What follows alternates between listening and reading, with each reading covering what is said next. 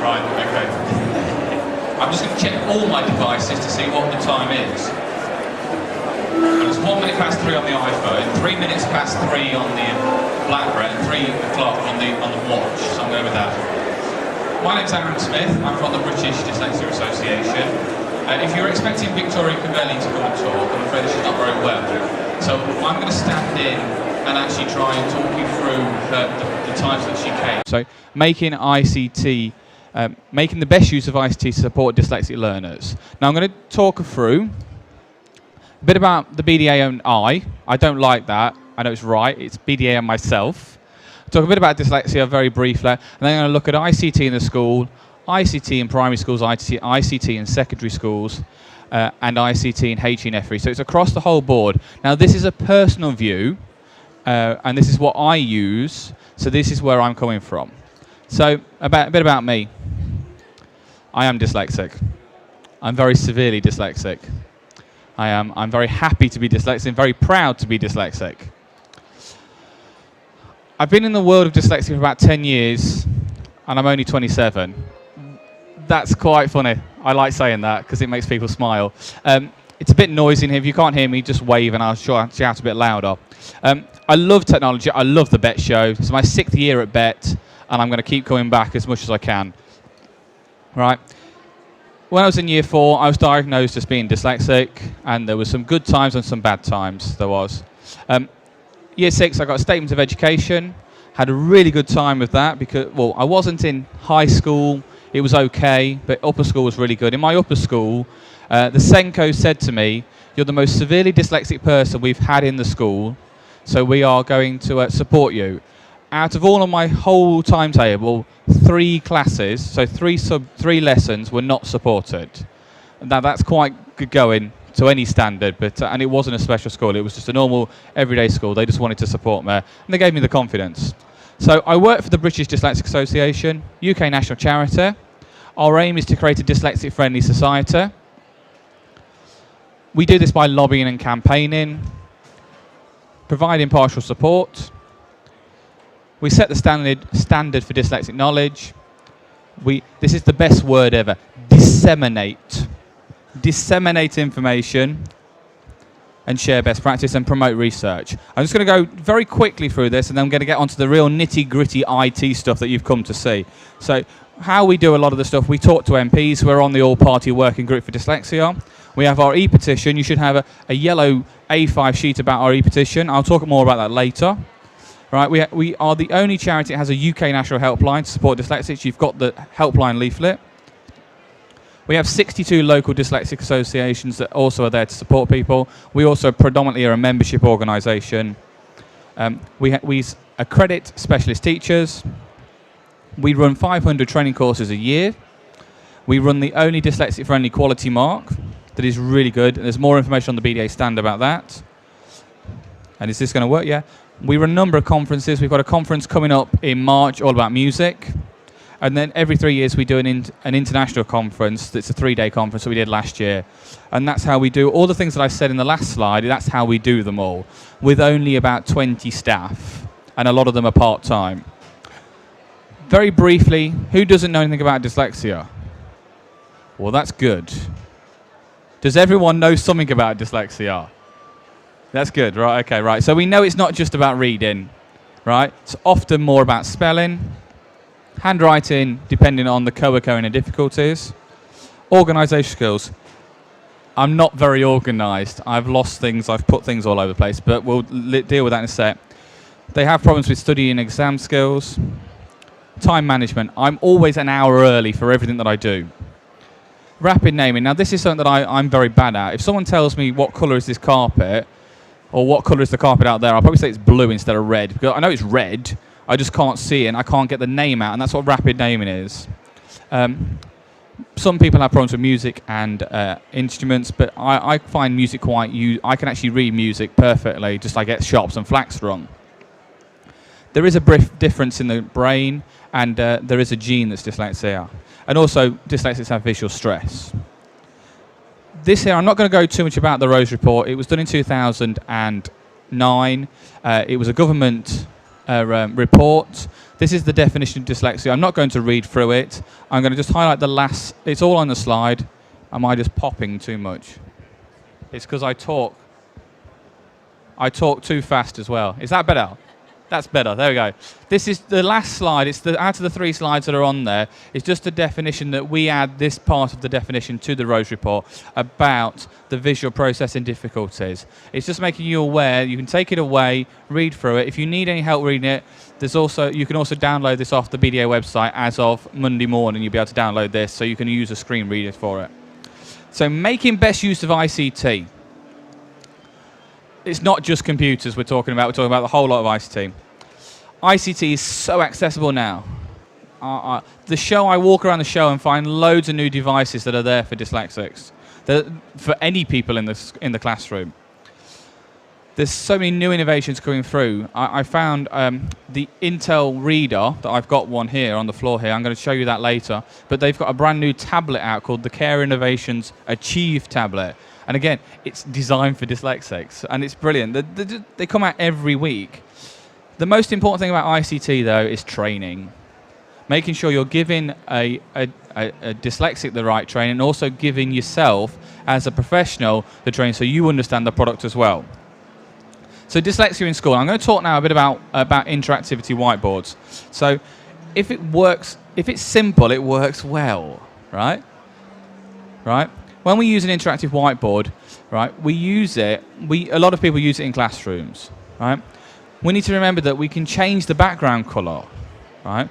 We can use the interactivity functionalities of it, right? We can make hard copies, we can use a printer, simple thing. If you're going to put something on a whiteboard or you're going to type it up on a computer, print it out, give it to the dyslexic person. That will help them to achieve their aims, and using the tools that are available. Now I'm going to do a quick demo, hopefully this will work.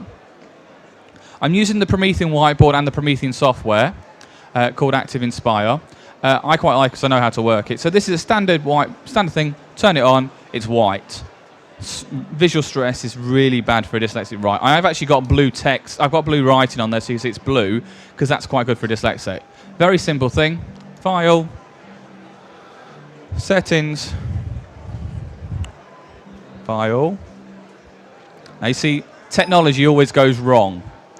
Whatever you try. Flip chart, default color page, cream, done. Every time now I put a new page, I know it's going to do that. It's gone cream. Simple. It's a simple thing you can do to make it easier for a dyslexic to use, to actually see the whiteboard. If they need to see something, use a colour background like that. You can use different colours. Cream is the one that we say is the best. The blue sheet of paper you've got on your tables is the dyslexic friendly style guide. It's got a lot more information about it in. I'm just going to load up this PowerPoint, this flip chart that I've done. So this is just about the mandatory teacher training. It's what's on the thing. So I'm just going to show you something. This is a tool, one of the spotlight tools that I like. It covers it up. Do you know why it covers it up? What does that do? It covers it up. What you can do is you can use this to show a little part of everything. Little parts of the screen. We know it's going to be about that. So there you go. So they can just copy that. If they really need to copy something, and copy that, and so forth. And I'm just drawing on it, and so forth. That is an amazing tool. It's the reveal tool on there that means it lowers down the visual stress of dyslexics. Spotlight tool. I'm going to change it. I knew it'd do that. Spotlight tool. I'm going to change this to a square. I'm going to make this square a bit smaller. I'm going to move the square to here. I'm going to drag it out here. Make it a bit smaller. And you see that it's now just on the thing that you want people to copy. Using that makes it so much easier for a dyslexic to see the board and see the actual screen. Right, we're going to move on swiftly onwards. Right, okay. We're going to look at interactivity. The people that have these, there's only 8 of them out. What I want you to do is you press the button on the right-hand side that's got the on button at the bottom. Right, and basically what I'm going to do is what will appear on your thing, if I've done it correctly, is some letters, right? and actually it's gone down to F. It should have only gone A, B, C, and D. What I need you to do is, I want you to select on there by using the arrow key and selecting the right answer. So what is dyslexia? What is percentage of the UK population are dyslexic? Right, so number 0's done it. I know when you've all done it because you would have selected it. If anyone has any problems, shout up. I'm gonna actually put the wrong. I'm gonna put the right answer. So when you've selected it, click the button that says send. Everyone ready? Everyone done it? Who wants to do it? When you've done it, press send. Are you all right? So you've done it now. Press that one that says send. Right. Let's have a look. Yeah, that's done. That's done. Right. Okay. I'm going to stop that there because I can do. I could put a timer on that. No, I don't want to retempt it. And I'm quite impressed. I'm very impressed. Everyone got it right. You see how it's green? Because when I set the question up, the question was to say that that 10% of the population are dyslexic. That's 6.2 million dyslexics in the UK. There is a debate about the 15% as well, so that's why I put it in there, but not many of you have seen that. I'm going to close that down. I'm going to just do this. Now, when you're a school teacher or you're a teacher in a classroom and you've got something like this, why does a person need to write anything when they can type on this? So what I'm going to do now is I'm going to activate the device, right? So you can see now you can just type anything. So if you look at the devices, type something. And I want you to type in, text something about dyslexia, and not 10%, because that's what I'm going to text. So just text anything in, right? Once you've done it, press send. So anything about dyslexia that you know about, anything we've spoke about. When you've texted, don't...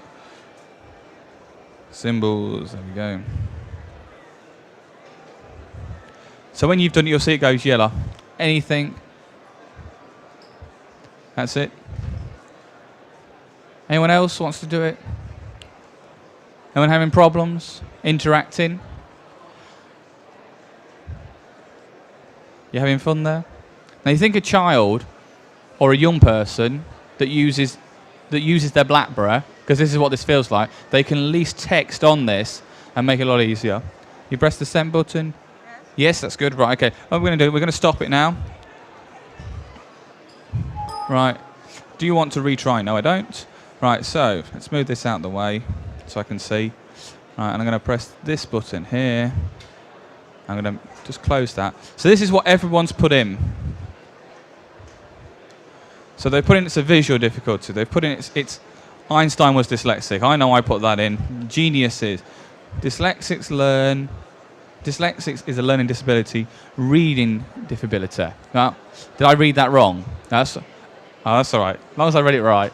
Now, basically what this is, right, is what I've just done is, believe it or not, I've taught you about what dyslexia is. You have in front of you what dyslexia is in the Rose Report.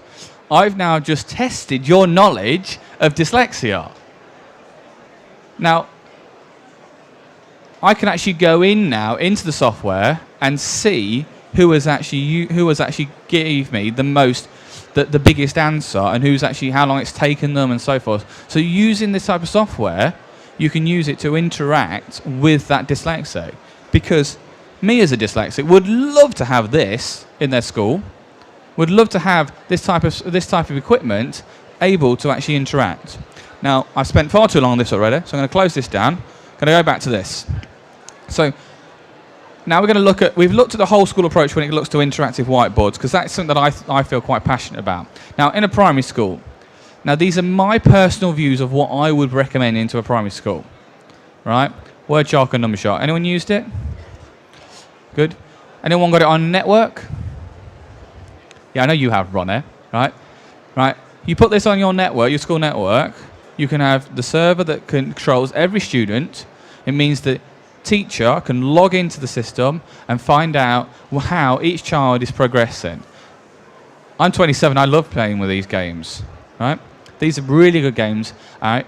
The other one I'm going to talk about is Touch, Start, Read and Spell. Has anyone heard of Touch, Start, Read and Spell? Didn't think you had. Touch Start Read and Spell is a typing tutor. Now, both of these, they use a dyslexic-friendly program called Alpha to Omega, which is a teaching program that can be done on paper. We use both of these products in our Children Will Shine project, which is an after-school workshop project, and we also use it in our local dyslexic associations. Now, I hope that this is going to work. Right, so this is Wordshock. I'm not going to do Numbershock because I've got Wordshock working. So basically, I've got my list here of words. They're nice and hard words. You've got reading, spelling, sounds and letters and so forth. So I'm going to click on the shark. Now you see, look at this. Hat. Someone wants to ring me. That said a word, didn't it? Let's try again. Hat. So that's the word. Now these are very basic words. You can upgrade the words you can do. So see, now I've made a mistake there. H-A-T, hat. Now you see the shark's closed. Now I'm going to try and do this as quick as possible. Mat. M-A-T and so forth. Now I can use this as an extra, as part of learning, as a game at the end of a learning session, if you're doing, that's because my thing got bit. You can use this as a game, you can use it as a full learning environment. You can just put it on your network. I'm going to just actually stop that because it's going to keep doing it. But there's loads of things on here. This is, this game here is quite good. If you've got an interactive whiteboard that actually you can use your finger on, or use the pen, what was that? I didn't hear that. Let's try again. Oh no, that's the wrong software. I don't want to talk to that one. Bat. Bat. So where's bat? It's going a bit fast for me. So I can slow it down. Bat. Bat. Bat. Bat. Bat. Bat. Bat. Bat. I see, look, even a dyslexic certificate. Mat. You can actually play this as a two-player game on an interactive whiteboard. So two of us can play it, and if I do it wrong, it puts it up again, so you can play a game. It's really, some of these games you can really use them to build confidence. I'm going to stop that there. There's loads of other things in here. There's about 45 games in here. So this is an alphabet game. So putting it in the alphabet, and I'm rubbish at the alphabet already. What you've got is here though, this is the main part of it. So you've got here the word list. So this is the alpha to omega list. These are all the stages, so you can put really high suffix words in. Adverb. Adverb. And Advance. Reads, right. You've then got also letters and sounds. Set week 1, and hopefully it will bring up some words. Sock. Apple. Tiger. On top of that, Wordshock 4 also has phonics built into it. It also has a phonics program built into it that you can do that. The version that I'm using is actually on a USB. The clever thing about this is that if you're working with only 1 or 2 students, you can carry this around with you, or the student can carry this around with you, and the information is stored on the USB. I like it being on a network, personally. So in the local association that I work with in Leicester, we have 6 computers, we have it on a network. It means that we can actually manage all our students. So we have about 30 students that come through our workshop. So I'm just going to close this down. And I'm hopefully, let's just do this. So this is Touch Start Read and Spell. This is a piece of software that I found actually by accident. It was. Right. And basically what this is, we use this in our Shine project for typing as well as actually helping with spelling. So what we'll do is if I click on this here, it shows you here how to type. L, L, L. L, L, L. Oh, and something else is working in the background as well. So that is talking to you. So you have headphones on, it's talking to you. It's going through that. You can change this. You can change the colour of the background. You can change how many hands you've got. You can change the voice.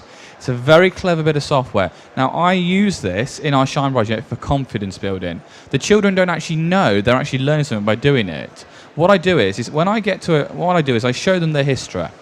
So this student, which is me actually, right, has got over 95% twice. Now, over 95%, which is here, is an excellent score. Over 85% is a good score. Now, over 100% is just amazing. And you can use this to build confidence with children. So I've used this in 3 of our workshops over the project. And the thing about it is the kids really react to the confidence it gives them. You can also see their actual statistics there, so how much they've got wrong, what module they've done, and when they've done them. So you can see that I spent last night playing with the game.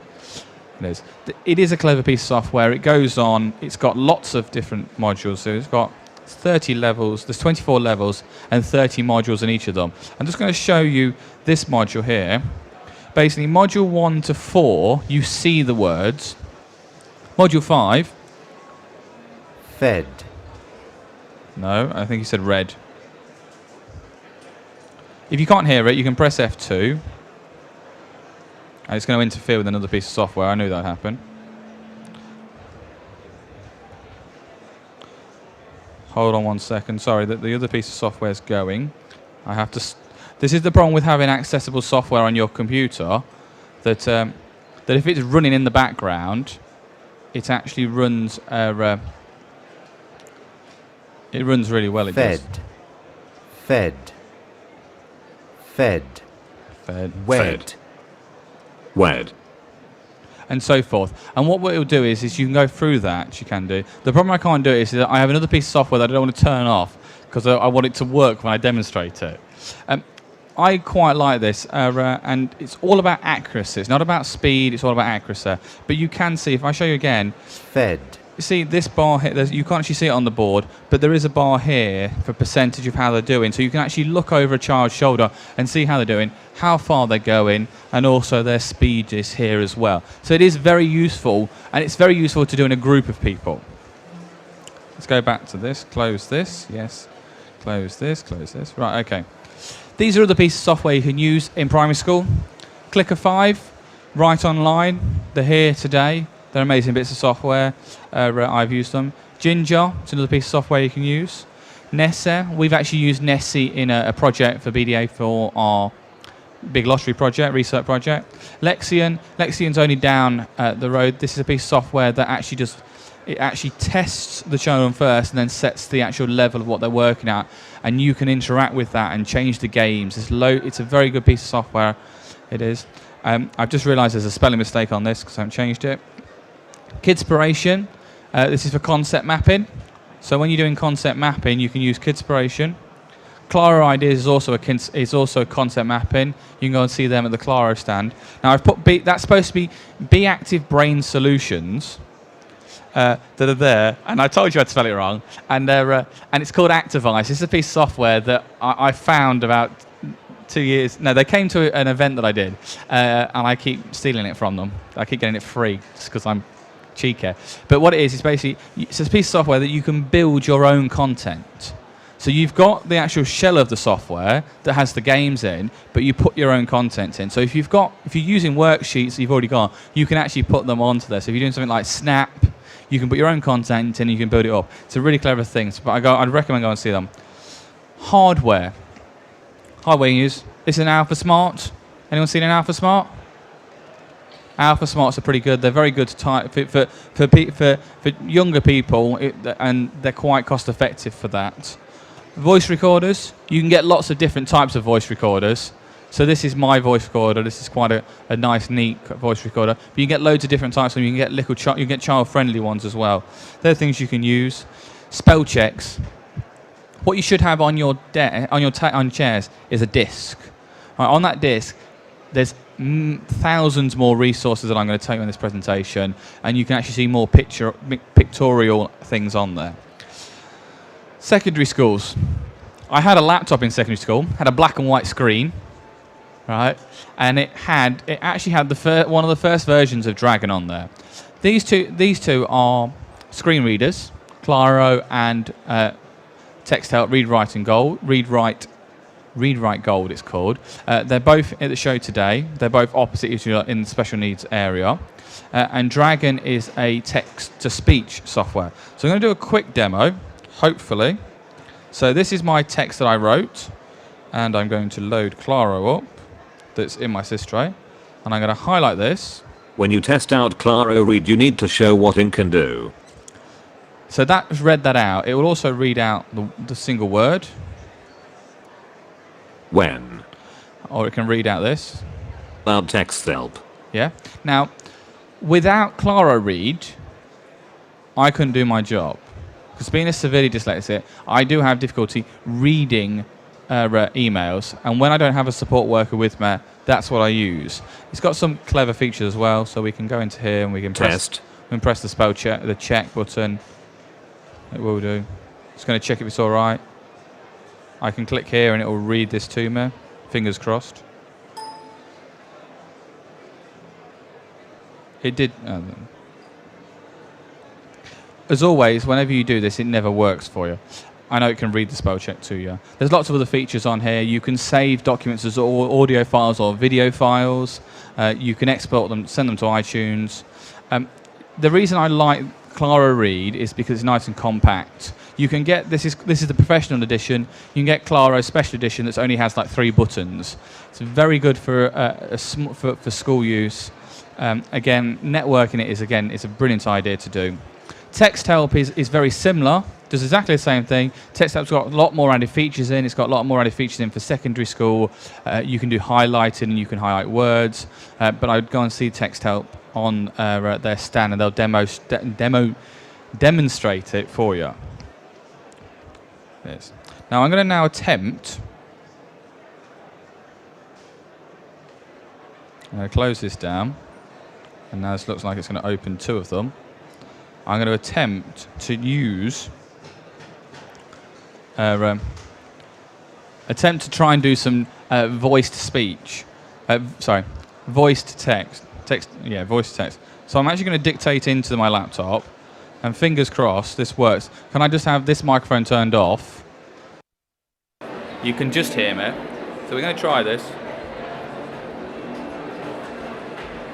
Hello, my name is Arran Smith. Hello? Hello? Hello? Oh! We got that. Okay, you can put this one back on. When you actually use Dragon, you have to train it. It takes about 20 minutes to train. It's quite it's not. You have to be able to read to train it. I can do it because I've done it about 4 or 5 times. But the first time I had to have my mum reading it in my ear to actually be able to get it to work.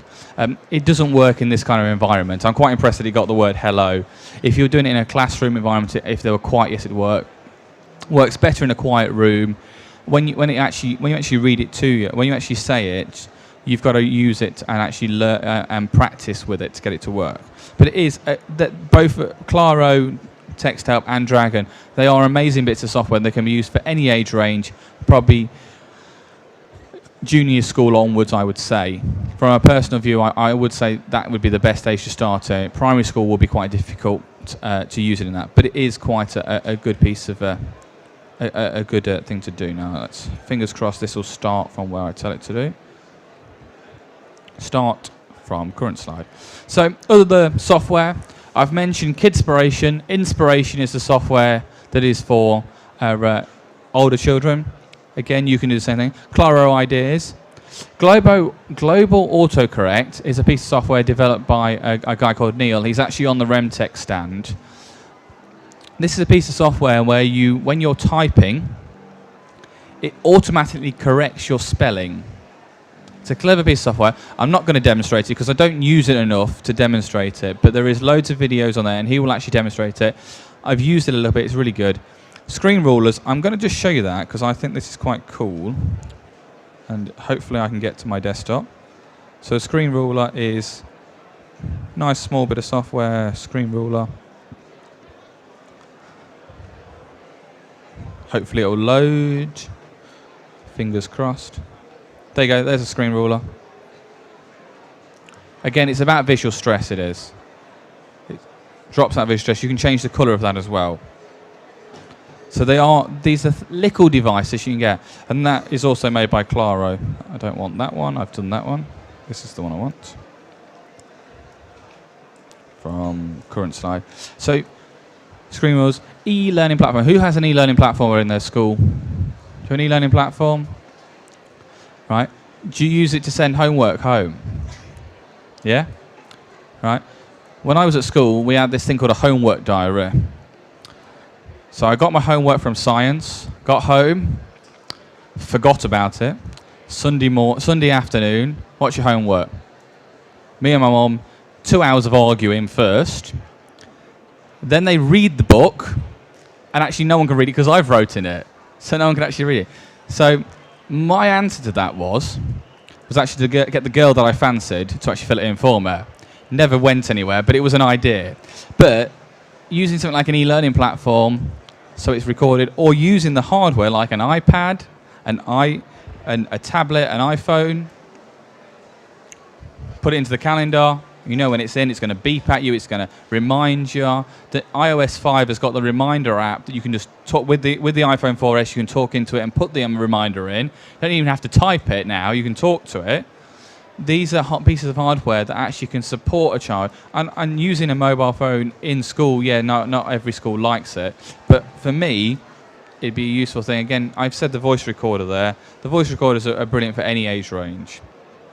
The iPad, I'm just going to show it. I've seen it. It's really good. That I love watching people that come to talks and have these. They're so much easier to carry around with them.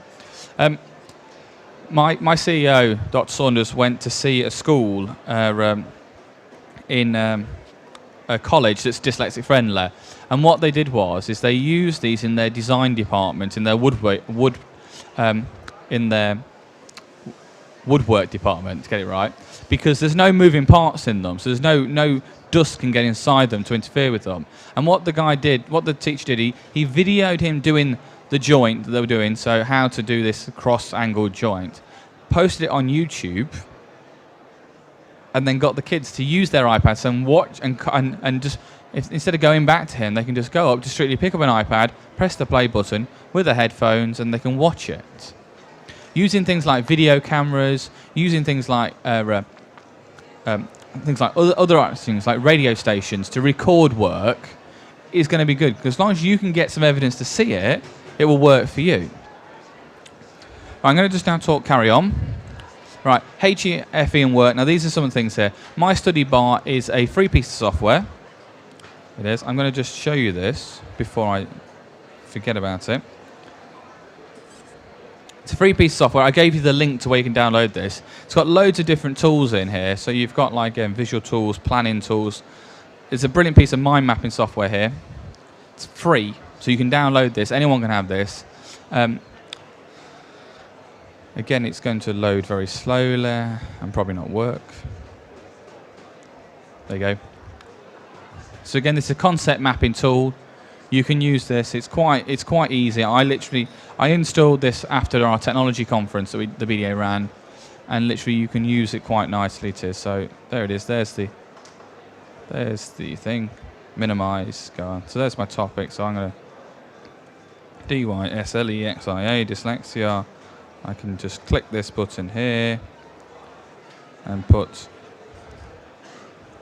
Arran Smith. Can't spell my own name, S-M-I-T-H. And again, I could then put a secondary topic off here and so forth. So you can actually use this. And because it's free, anyone can have it. Right? These are free bits of software. There's also some voice software on there as well. I'm only going to demonstrate that one. You have to have a good look around of it and a good play around it. The blog site that it's on is written by a person that works at a university. He's got a lot of information on there of how it works, and he says always check your system tray, to make sure the technology is not running because it may interfere with other pieces of software. I'm going to show you. Go back to this. No, not that. Typical IT guy that presses the wrong button. Right, so I've talked about IT. So anyone heard of the app called Evernote? You heard of that app? It's an app on an iPhone, iPad, BlackBerry. It's on your desktop. What it is, a piece of software. It's an application that you can use to record notes. It will send it to the iPhone, it will send it to your iPad, it will send it to all your devices, and you can talk, and it will talk to each other. It's a clever bit of kit. I've only just found it, but it's been out for a long time. You can type notes, and it means if you think of something, you can record it. It also does lots of other things. You can take pictures, it turns to OCR, So you can take a picture of it and it'll read it to you, and you can use the voiceover on like on an iPad. Now, we live in a world of social media, and most people can tweet, most people can Facebook, some people can even write blogs. Blogs is not my strong point. I wrote a blog about the setup day for BETT and about how bad the stand was falling to bits and the carpet wasn't laid down. But I typed it on my iPad. I had to then get someone else to spell check it to make sure it was correct and the grammar was right. What I did this morning was I used my iPhone, used an app called AudioBook. It's a website. It is, and basically what I did was I did a 15-minute audio blog. So I just talked into my phone, and the audio went out. It went via Twitter, went all over the world. I went through the BDA's version. And what this means is a dyslexic can now have access to social media and can actually send out the thing. Now you can use that in a school environment because you can use it to support a student by getting them to record things into it. They don't need to post it onto Twitter or Facebook. As long as it's on the AudioBoo website, you can go in, find their name, and download it and listen to it. They've done the piece of work. These are things that are in everyday use. Exchange, iCloud, and Google Mail. The thing about it is for a dyslexic, when you've got multiple devices, like an iPad, an iPhone, a laptop, a computer at home, the problem is you try and get organised. You normally duplicate a lot of things. I know I did. An Exchange server means that you can actually link it all together. This is getting a bit technical. iCloud is because it comes with the iPad, so everything's the same. It's all linked together. Google Mail is the same. Google Mail has got its own thing. Dropbox is also another piece of software you can use in school. I think it's brilliant. Teacher can have it on their desktop, at their desk, on their thing. What they can do is a piece of work can be submitted to Dropbox, and you can see it and pull it off and print it off. It's a way of storing. It's like a virtual storage unit. Hardware for HE. Oh my God, what did I do there? There we go. Livescribe pen. Now this is a Livescribe pen. Cool bit of kit this is, right? It's a normal pen. It has to write on special paper. What you do is, I'm going to need this table mic on. That's it. So I'm going to write on the page. I'm going to start it off recording. So it's now going to pick up everything that I'm saying. But while I'm writing, so I'm going to write Arran. I can't spell my own name, and it's a scribble, so I can't read it. And then I'm going to draw a picture here and so forth, and I'm going to keep talking here, and I'm going to stop this. And I'm hopefully going to tap here.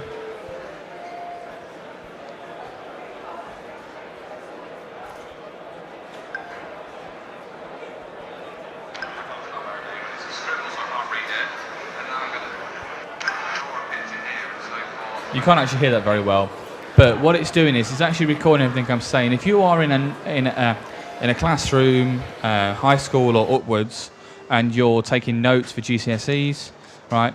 The first thing that a dyslexic would do is lose the book. Everything that I've wrote, everything that I've said, everything the teacher said, is stored on the pen. It looks like a cigar, but so you're not going to really lose it.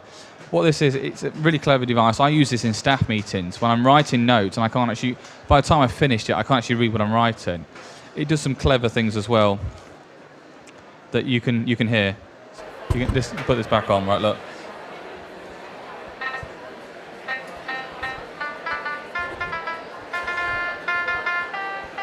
You can make an actual piano out of it. Just something fun that I find that very useful. But no, I recommend the Livescribe pen to anyone, just because I'd be lost without it in certain cases. If you can't carry a voice recorder around with you, you can carry this around with you. It sits on a nice little cradle on your computer and uploads everything. So everything you've wrote on these pads, everything that you've recorded also goes on there. Because I know as a dyslexic, I'm going to lose that. I've already lost one pad, and a big A4 one I lost. The Intel Reader. This is a brilliant device. It's an expensive device, but this is the Intel Reader here. I'm going to show you it properly.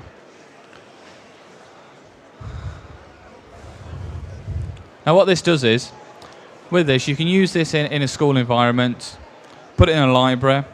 A dyslexic's in a library. If I see a dyslexic in a library, that'd be quite good, but they can't actually read everything. So what this will do is you can go to a docking station with this on, put the book underneath, press the shoot mode. It's going to take a few minutes because I haven't had it on for a long time. It will take a picture and it will read what it's taken. So it turns the written text into an audio format. It's a clever bit of kit. This one here is the Intel reader. As I said earlier, Care Innovations have brought out a new version of this called the Achieve tablet, the Care Innovations Achieve tablet. A little bit. Enhance your ability to use and enjoy printed material. So that's now. Designed to play an introduction. The Intel Reader. This introduction helps you get started using your reader right away. Now what it's doing is it's reading it, but it's also got a highlighter. It's highlighting it so you can follow it and track it. So it helps you reading. You can also make the words bigger and so on. So it's good for visual impairment. You can.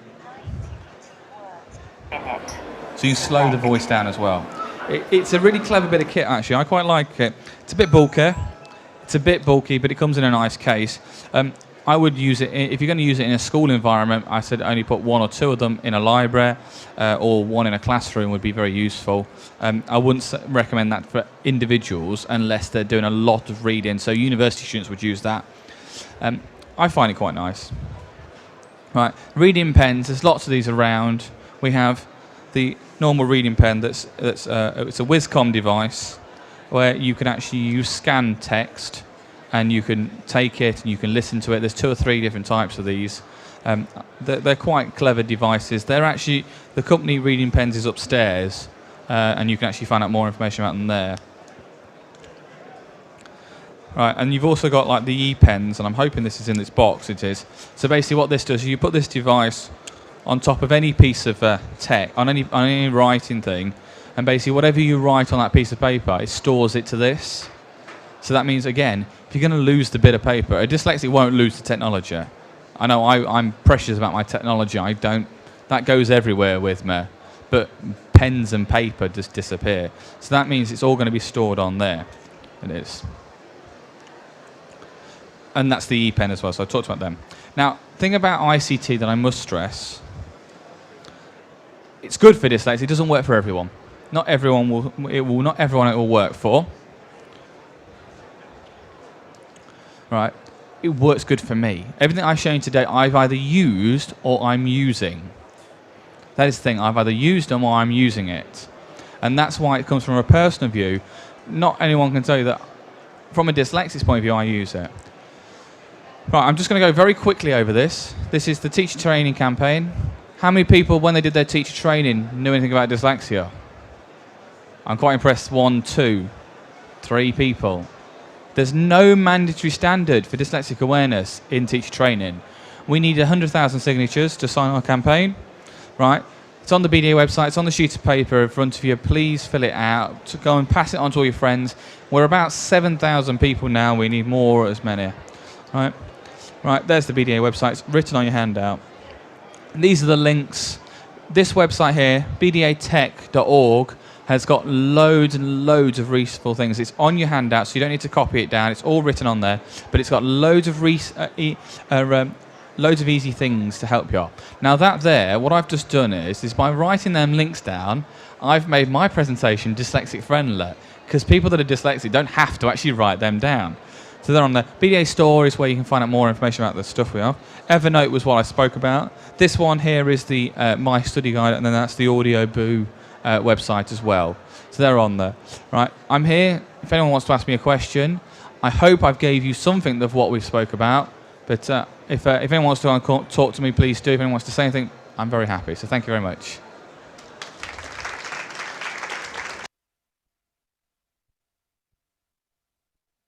Has anyone got any questions? If you were buying one of those, what would you advise? If I was buying I'm a big fan of the Olympus ones. There's loads of different types of them. The stands you can go and have a look at them on the Microlink stand or the Barry Bennett stand, or I think Sight and Sound have got some as well. Yeah. Ian Sister's got some as well. These stands have all got them on there. There's different types there. This one here was the one that I got that's quite compact. It's the DM450. I think it's now been discontinued because it was about a year and a half ago. They keep bringing them out, but all of them are pretty good. There's some ones by Zoom as well that are pretty good. They've got directional microphones, but all the Olympus ones, Olympus have just brought one out that's also got a video camera on it as well, so it's got audio and video, so it's really good. But this here I use in a big environment, so if I was coming to a lecture, that's what I would use it for. Anyone else got any questions? They want to ask me anything? If you want to come and see me, please do. But thank you very much.